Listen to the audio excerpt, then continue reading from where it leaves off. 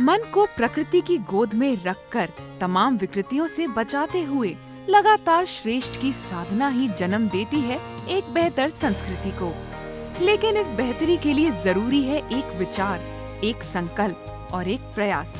बेहतर संस्कृति के निर्माण का ये पहला प्रयास ही कहलाता है जागृति। जागृति सबसे पहले व्यक्तित्व के निर्माण के लिए, फिर सुंदर समाज के लिए और फिर एक खुशहाल राष्ट्र की परिकल्पना को साकार करने के लिए, जहां वेदों की वाणी की गूंज भी हो, खुशहाली के गीत भी हों और विकास का उमड़ता समुद्र भी हो। यही है जागृति। 1998 में मैंने एक प्रोग्राम किया था लैंडमार्क एजुकेशन का। उस प्रोग्राम के दौरान मुझे ऐसा लगा कि कुछ सामाजिक कार्यों में मुझे अब उतरने का सही समय आ गया है, सही उम्र भी है और लाइफ में एक स्टेबिलिटी आ चुकी थी। और ऐसा हमेशा लगता था कि जिस शहर ने इतना दिया, जिस शहर वासियों ने इतना दिया, उनके लिए कुछ करना ये सही समय है। तभी ये निश्चय किया और जागृति एक ट्रस्ट हम लोगों ने बनाया। मेरे फादर ने ही जागृति फॉर्म की थी। बेसिकली उनका ग्रुप ऑफ फ्रेंड्स थे, उनने ही जागृति फॉर्म की थी। तो जब जागृति फर्स्ट डे जब फॉर्म हुई, उसी दिन से मैं जागृति से जुड़ा हुआ हूँ। इस जागृति की शुरुआत हुई वर्ष 2001 से। कोई नहीं भूल सकता गुजरात का 26 जनवरी 2001 का वो काला मंजर, जिसकी याद आज भी सिहरन पैदा करती है। चारों तरफ तबाही, चित्कार, बदहाली और आंसू, लाशों के ढेर पर साए साए करता सन्नाटा और इस सन्नाटे को चीरती रुदाली। जी हाँ, ये था भुज का भूकंप, गुजरात के इतिहास का सबसे भयानक पहलू। इसी मुश्किल घड़ी में चुनौती थी बेघर हुए लाखों लोगों को रोटी, कपड़ा, मकान दिलाने की। आपदा भले प्राकृतिक थी, लेकिन दर्द इंसान का था और मरहम भी इंसानों को ही लगाना था। ऐसे में जयपुर के श्री जय कृष्ण जाजू के मन में उमड़ी सेवा और परोपकार की उदार भावना ने जुटाया 16 मित्रों का दल। 32 हाथ दान के लिए बढ़े तो बहती मानवता की इस उदार गंगा में मदद की लहर बनकर उमड़ पड़े पूरे जयपुर वासी, जिसका परिणाम ये रहा कि कपड़े, पानी, दवाइयाँ और खाद्य सामग्री से भरे 10 ट्रक गुजरात भेजे गए।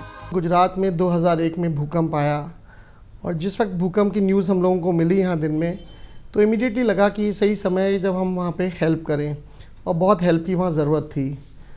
यहाँ पे हम लोगों ने सब ने मिल के हर घर में फ़ोन किया, हर घर वालों को इस बात के लिए तैयार किया कि वो कुछ सामग्री वहाँ भेजें।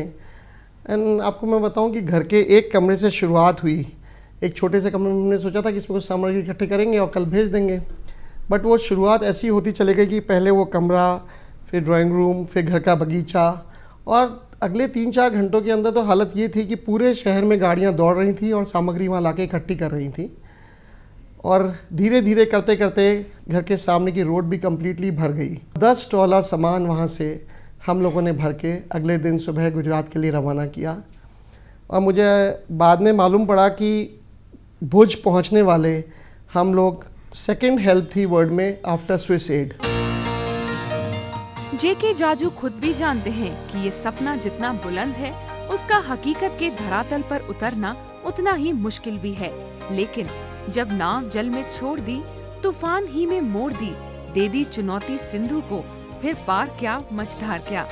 इसी जज्बे को लेकर आज जागृति संस्था अपने कर्मवीरों के साथ जुटी है जन कल्याण और सामाजिक उत्थान के लिए अपनी पूरी प्रतिबद्धता के साथ। मैं विदेश यूरोप गया हुआ था, तो वहाँ मैंने देखा कि किसी की भी डेथ हो जाती है तो मोबाइल मॉर्चरी यूनिट्स इस तरह से आ जाती हैं और आप उसके अंदर बॉडी को 2-3-4 दिन तक रख सकते हैं आराम से। बॉडी डिकम्पोज नहीं होती और बॉडी से घर वालों को इन्फेक्शन भी नहीं लगता। एक मोबाइल मॉर्चरी से हमने शुरुआत की थी और आज हमारे पास 7 मोबाइल मॉर्चरी हैं। ये सेवा निःशुल्क पूरे जयपुर के लिए उपलब्ध है और हम शीघ्र ही कोशिश कर रहे हैं कि पूरे राजस्थान के हर डिस्ट्रिक्ट हेडक्वार्टर पे शायद अगले 1 साल के अंदर ये सेवा उपलब्ध करवा दें। अंतिम दर्शनिका और आई डोनेशन का तो हमारा कमिटमेंट है जयपुर से कि 1.5 घंटे के अंदर अंदर हम पहुंचाने की चेष्टा करते हैं। ये है जागृति अंतिम दर्शनिका। जब जैसे ही फ़ोन आता है हम उसको ड्राइवर को भेज देते हैं, वो फिर प्लग लगा के उसके परिवार वालों को हैंड ओवर कर देता है, वो उसमें बॉडी को सुला देते हैं। इसका आई डोनेशन भी आराम से जहाँ 3 घंटे में होता है वो 8 घंटे में हो सकता है।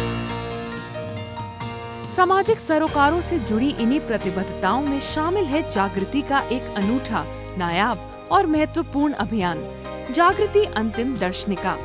आपाधापी के इस दौर में जब हमें ना तो अपनों के पास बैठने की फुर्सत है, ना मिलने की और ना ही बात करने की, ऐसे में किसी अजीज की मौत पर उसकी अंतिम झलक से वंचित रह जाने की कसक सालती रहती है जिंदगी भर।